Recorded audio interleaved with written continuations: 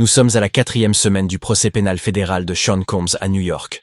Le magnate de la musique faisait face à des accusations graves. Il a plaidé non coupable et niait toutes les accusations. Le procès devait durer 8 semaines, mais les procureurs avaient laissé entendre qu'il pourrait y conclure plus tôt, ce qui accélérerait la procédure. Les pièces versées au dossier lors du témoignage de Jane ne seraient pas diffusées publiquement sur les flux vidéo.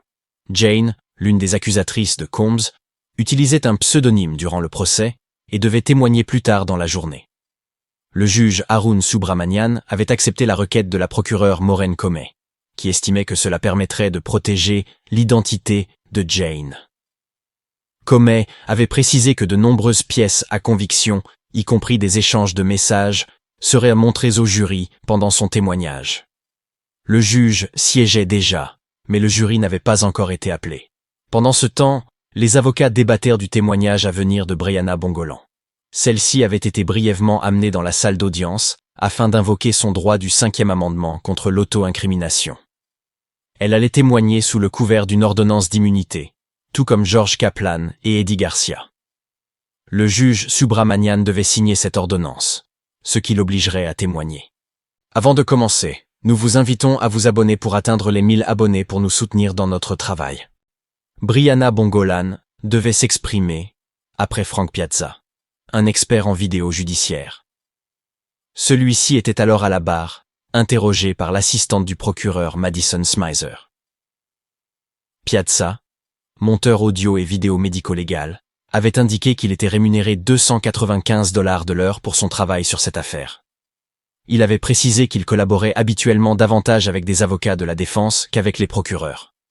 Il a affirmé ne pas connaître les détails de l'affaire elle-même, mais avoir analysé des vidéos de téléphone portable, des images de surveillance ainsi que des vidéos de rapports intimes. Avant son témoignage, le jury avait pu consulter des messages échangés entre Combs et l'un de ses gardes de sécurité, surnommé D-Rock, en septembre 2015. Dans ces échanges, Combs demandait à D-Rock de parler à 2 personnes, une femme qu'il appelait Jay et Cassie Ventura. Il lui dictait précisément ce qu'il fallait dire. Dans un message, Combs demandait à D-Rock de vérifier si Jay et lui avait rompu. Il lui conseillait ensuite de prétendre que Combs était sérieux et de s'informer sur la situation. D-Rock avait répondu qu'elle disait que Combs ne voulait plus lui parler, mais qu'elle voulait encore le voir. Dans d'autres messages, Combs s'enquérait de ce que faisait Ventura et demandait à D-Rock de rester au courant à son sujet. Piazza a témoigné que les images de l'incident du 5 mars 2016, issues des caméras de l'hôtel Intercontinental, n'avaient pas été modifiées manuellement. Il avait ralenti les vidéos, car un processus technique les avait accélérées involontairement. Il avait également précisé que les horodatages présents sur les images ne reflétaient pas toujours fidèlement l'heure réelle. Le jury avait visionné cette vidéo au moins 8 fois depuis le début du procès. À la demande du gouvernement, Piazza avait monté une compilation vidéo retraçant les mouvements des différents protagonistes. Il y insérait un écran noir entre chaque séquence pour signaler les changements d'angle ou de clip. Le jury suivait la compilation pendant que Madison Smizer interrogeait Piazza séquence par séquence, lui demandant de décrire les actions de Sean Combs, de Cassie Ventura, puis de l'agent de sécurité Israel Flores, qui était intervenu lors de l'incident. Selon Sarah Krisoff, ancienne procureure fédérale, l'étendue des preuves sur plusieurs années dans l'accusation de complot de racket pouvait devenir confuse pour le jury. Interviewée par CNN, elle expliquait « Le gouvernement a inculpé Combs de complot de racket pour pouvoir rassembler toutes ces preuves et remonter très loin dans le temps afin de démontrer un comportement sur une très longue période. Le problème, c'est que cela perturbe un peu le jury, n'est-ce pas ?» Elle ajoutait « Ils parlent d'un incident ici, puis 10 ans plus tard, puis 6 ans avant. Le gouvernement devra établir une chronologie pour aider le jury à suivre, car c'est la première fois qu'ils entendent tout cela. Ce sera très difficile pour eux sans aide supplémentaire. » Une fois la compilation vidéo terminée, Frank Piazza confirmait qu'elle incluait toutes les séquences disponibles et qu'aucune n'avait été altérée. Il certifiait qu'elle représentait fidèlement ce que les caméras de l'hôtel avaient capté. Il avait également retravaillé 10 vidéos de rapports intimes récupérés d'un ordinateur portable. Les procureurs indiquaient que Cassie Ventura avait remis ce portable au gouvernement. Ces vidéos, datées de 2012 et 2014, avaient été extraites du profil utilisateur Frank Black. Une autre vidéo explicite avait vu son audio amélioré par Piazza. L'interrogatoire direct de Piazza par Smyser était terminé. L'avocate de la défense, Tenny Geragos, devait commencer son contre-interrogatoire après une courte pause. Piazza était de retour à la barre lorsque le jury entrait. Tenny Geragos débutait alors le contre-interrogatoire. Elle revenait sur les vidéos de l'incident de 2016 à l'hôtel Intercontinental, en s'attardant sur les horodatages irréguliers, qui semblaient sauter au lieu d'évoluer seconde par seconde. Elle qualifiait ces irrégularités de sauts ou de temps manquant, suggérant qu'une partie du temps avait été coupée dans les vidéos. Piazza expliquait que, dans ce système de caméra, l'horodatage ne se mettait à jour que lorsqu'un mouvement distinct était détecté. La compilation vidéo de l'altercation de 2016 utilisait les images de plusieurs caméras, chacune avec des angles différents. Geragos soulignait que toutes ne partageaient pas le même horodatage.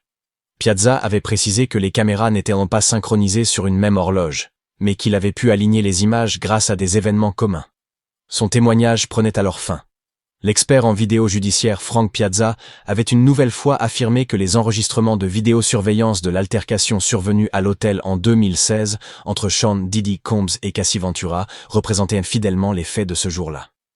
Lors du procès, la procureure adjointe américaine Madison Smyser interrogea Brianna Bongolan pour le compte du gouvernement au sujet de cette altercation. « J'ai été retenu au-dessus d'un balcon du 17e étage », témoigna Bongolan, précisant que Combs avait déclaré « Je l'ai jeté sur les meubles du balcon ». Elle expliqua avoir été blessée lors de l'incident. « J'avais un bleu à l'arrière de la jambe et des douleurs au dos et au cou ». Elle ajouta également « J'ai des terreurs nocturnes et de la paranoïa et je crie parfois dans mon sommeil ». Bongolan décrivit Cassie Ventura comme l'une de ses amies proches, affirmant qu'elles étaient toujours amies. À ce jour. Leur amitié remontait à 2014-2015, lorsqu'elles travaillaient ensemble dans une entreprise de streetwear appelée Diamond Supply Co. C'est à cette époque qu'elle avait appris que Ventura était en couple avec Combs, même si elle-même ne l'avait rencontré qu'1 an plus tard. Je n'aimais pas vraiment ce que je voyais, alors je n'avais pas vraiment envie de le rencontrer, expliqua-t-elle. Elle avait vu Ventura avec un œil au beurre noir et l'avait vu bouleversé au téléphone avec Combs. Finalement, elle avait accepté de le rencontrer après que Ventura l'eût supplié. Elle témoigna également d'une virée shopping avec Ventura en 2016. Combs avait alors envoyé à Ventura une liste de tous les endroits où elle s'était rendue ce jour-là, bien qu'aucune des deux ne lui ait communiqué cette information. Elles étaient rentrées à l'appartement de Ventura peu après. Bongolan évoqua un appel FaceTime que Ventura lui avait passé pendant qu'elle se préparait pour l'avant-première du film Le Match Parfait. Ventura avait pointé la caméra vers son visage, révélant un œil au beurre noir. L'événement coïncidait avec l'altercation filmée dans l'hôtel en 2016. Lors de son propre témoignage, Ventura avait montré une photo d'elle, portant de larges lunettes noires, pour masquer ses blessures.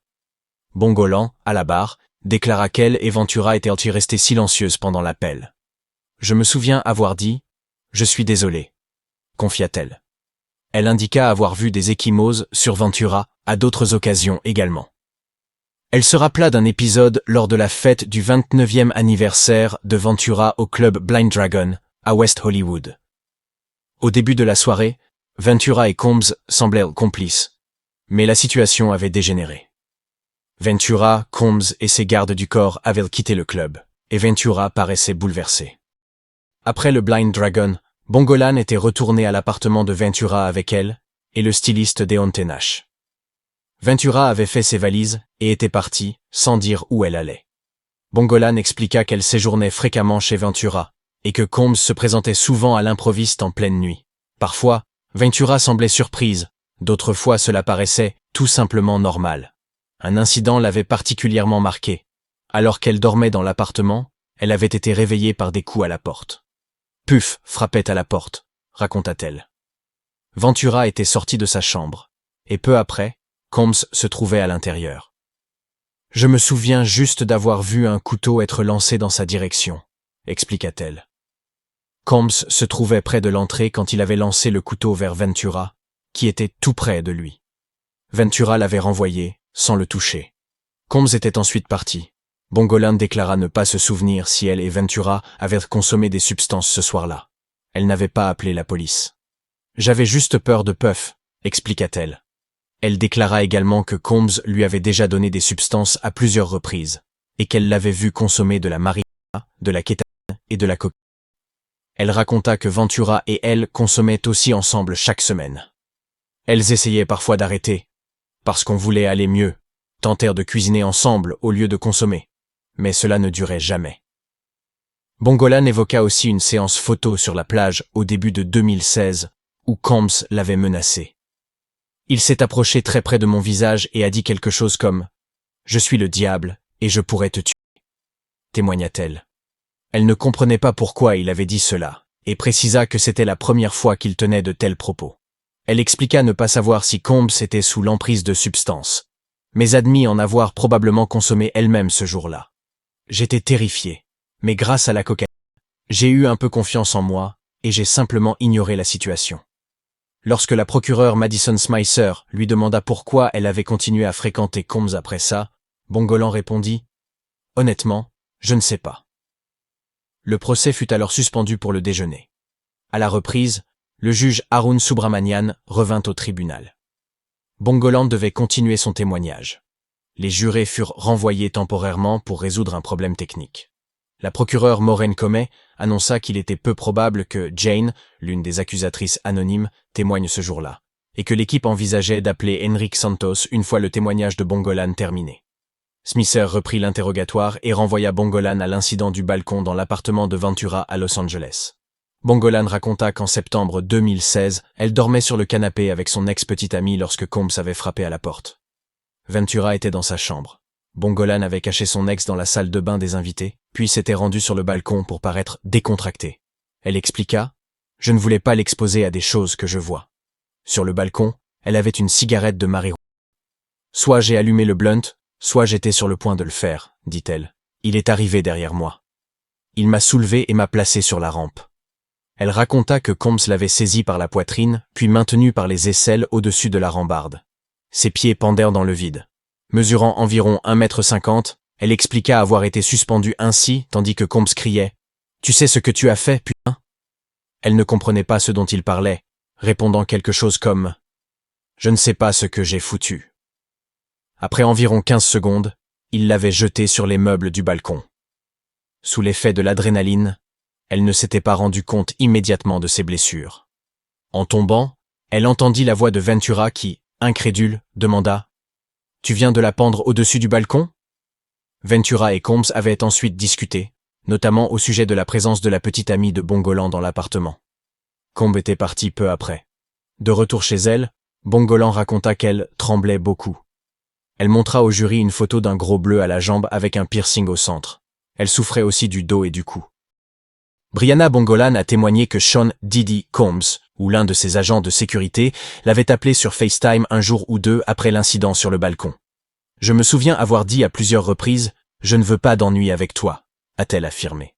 Elle a ajouté que Combs ne parlait pas beaucoup, mais qu'il ne cessait de se passer les mains sur la tête, de respirer, de détourner le regard de la caméra, puis de revenir.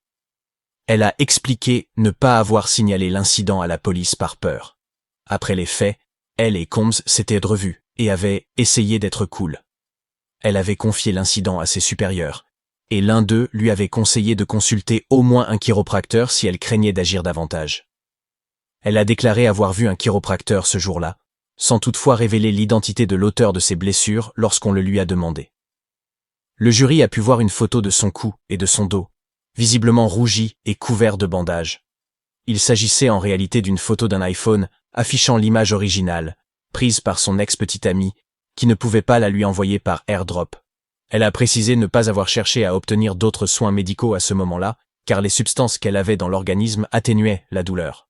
Elle a aussi raconté que la dernière fois qu'elle avait passé du temps avec Combs et Cassie Ventura, c'était autour du Nouvel An 2018. À cette occasion, elle s'était rendue dans la suite penthouse du One Hotel à Miami avec eux, et ils avaient consommé de la kétamine pendant 8 heures. Ensuite, elle était partie, décidant qu'elle ne pouvait plus continuer à consommer de substances. Elle s'était même fait tatouer la date sur le cou comme « engagement à devenir sobre et à ne pas revenir en arrière ». Elle a précisé qu'elle n'était pas devenue sobre immédiatement, mais qu'elle l'était désormais. Après cet épisode à Miami, sa relation avec Ventura était devenue sporadique.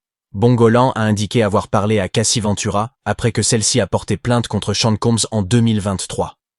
Elle lui avait alors signalé certaines inexactitudes dans sa plainte, notamment le fait que l'incident du balcon ne s'était pas déroulé dans un hôtel et que la date mentionnée était incorrecte. Lorsqu'on lui a demandé si elle souffrait encore des conséquences de l'incident, elle a murmuré « Oui ». Elle a expliqué qu'elle faisait des cauchemars, beaucoup de paranoïa, et j'avais l'habitude de crier beaucoup dans mon sommeil, mais cela s'est un peu dissipé. Elle a précisé qu'elle n'avait jamais connu ces troubles avant l'incident. En janvier 2024, elle a engagé un avocat, Tyrone Blackburn, qui avait alors présenté une demande financière à Combs concernant l'affaire du balcon. Mais elle a expliqué avoir renvoyé Blackburn lorsqu'elle a découvert qu'il avait inclus des informations erronées dans les documents. Début 2024, elle a été contactée par un producteur de musique nommé Rob Holiday, qu'elle considérait comme l'un de ses meilleurs amis et qui était également proche de Combs. Elle a affirmé qu'il l'avait appelé sur FaceTime depuis ce qui semblait être le jardin de Combs à Beverly Hills, et qu'il lui avait dit appeler de la part de Combs pour discuter d'un arrangement. 1 mois ou 2 plus tard, elle a porté plainte contre Combs, assistée de son avocat actuel. Elle a précisé qu'elle n'était plus amie avec Holiday. Elle a déclaré réclamer 10 millions de dollars dans sa plainte contre Combs, mais a affirmé ne pas s'attendre à recevoir de l'argent à la suite de son témoignage. « J'ai porté plainte contre Combs parce que je voulais obtenir justice pour ce qui m'est arrivé », a-t-elle affirmé. Son témoignage direct étant terminé, l'avocate de la défense Nicole Westmoreland a débuté son contre-interrogatoire. Bongolan a reconnu qu'elle et Cassie Ventura faisaient souvent la fête ensemble et consommaient beaucoup de substances. Elle a raconté leur première nuit ensemble lorsque Ventura lui avait demandé si elle aimait se défoncer et qu'elle avait répondu oui. Par la suite, elles ont passé la majorité de leur temps ensemble à consommer des substances. Interrogée sur les effets qu'elle ressentait avec des substances comme la marijuana, la cocaïne, la kétamine, le G et l'acide, Bongolan a répondu qu'elle faisait beaucoup la fête. Elle a admis avoir vendu régulièrement des substances à Cassie Ventura. « Tu es d'accord avec moi pour dire que toi et Cassie aviez un sérieux problème de substances ?» lui a demandé Westmoreland. « Oui, on avait un problème », a-t-elle répondu. Elle a raconté qu'un jour, elle avait donné à Ventura tellement de pilules que cela lui avait fait peur. Elle a aussi reconnu que cette consommation avait commencé bien avant sa rencontre avec Combs. Elle a confirmé avoir rencontré Combs pour la première fois vers 2016, lors d'un dîner chez lui, en tant qu'amie de Ventura. Elle a indiqué que Combs avait été très distant avec elle ce jour-là. Elle est restée amie avec Ventura et avec le styliste de célébrité Deontay Nash, qui avait témoigné la semaine précédente. Elle a précisé leur avoir parlé depuis le début du procès, mais sans discuter des témoignages. Elle a réaffirmé avoir engagé un avocat pour poursuivre Combs et que ses avocats ont agi en son nom. Bongolan a confirmé avoir parlé à Cassie Ventura avant et après sa plainte de novembre 2023. Ventura lui avait demandé de la nommer dans sa propre plainte à propos de l'incident du balcon, mais Bongolan a refusé. Elle a précisé qu'elle n'avait discuté de sa propre plainte avec aucun de ses amis. Elle a confirmé avoir eu des échanges avec Ventura à propos de l'incident, avant et après le dépôt de sa plainte, y compris sur le lieu et les personnes présentes. Ventura l'avait alors décrit comme s'étant produit dans un hôtel, en présence d'une autre personne. Westmoreland a contesté l'accusation selon laquelle Bongolan aurait vu Combs lancer un couteau sur Ventura, en suggérant qu'elle ne se souvenait pas réellement de cet événement. Elle s'est référée à une interview dans laquelle Bongolan aurait dit au procureur que Combs et Ventura se battaient parfois au couteau. Bongolan a répondu ne pas se souvenir avoir tenu ces propos et a maintenu sa version actuelle. Elle a ajouté « Ne pas savoir comment ni où Combs s'était procuré le couteau ». Le témoignage de Brianna Bongolan a été qualifié de « choquant et accablant » par Alice Adamson, une ancienne procureure fédérale. Brianna Bongolan n'était pas en couple avec Combs, et la défense a vraiment tenté de présenter une autre version de ce qui se passait entre Cassie et Combs comme une violence domestique toxique, a expliqué Adamson. Mais ici, on a un autre témoin qui n'avait aucun lien amoureux avec Combs et qui dit avoir subi des violences. Elle a rappelé que Bongolan avait témoigné que Combs l'avait maintenu au-dessus d'un balcon du 17e étage en 2016. Adamson a également précisé que ce témoignage soutenait les accusations de racket et de complot, car il montrait que Combs utilisait des menaces, de la violence et des abus, ce qui entrait dans le cadre d'une entreprise corrompue selon le RICO. L'avocate de la défense a ensuite relevé que Bongolan n'avait pas mentionné à sa première rencontre avec les procureurs que Combs lui aurait dit « Je pourrais te tuer ». Bongolan a affirmé ne pas se souvenir du moment où elle avait parlé de cet épisode. Westmoreland a suggéré que Bongolan avait ensuite dit au procureur que l'incident s'était produit lors d'une fête, et non lors d'une séance photo. Bongolan a dit ne pas se souvenir de ses propos. L'avocate a également noté que dans la première mise en demeure de l'avocat de Bongolan, il était écrit que Combs avait proféré la menace pendant qu'elle était suspendue au-dessus du balcon. Bongolan a déclaré que ces mots n'étaient pas les siens, et que les deux incidents ne s'étaient pas déroulés en même temps. Elle a ajouté avoir congédié son avocat après cela. Le jury a été libéré pour la journée. Westmoreland a annoncé qu'il lui restait probablement entre 30 minutes et 1 heure de contre-interrogatoire de Brian à Bongolan. Si vous êtes arrivé jusqu'ici, abonnez-vous à la chaîne pour nous soutenir et nous encourager à continuer à vous partager jour après jour les mises à jour sur cette affaire.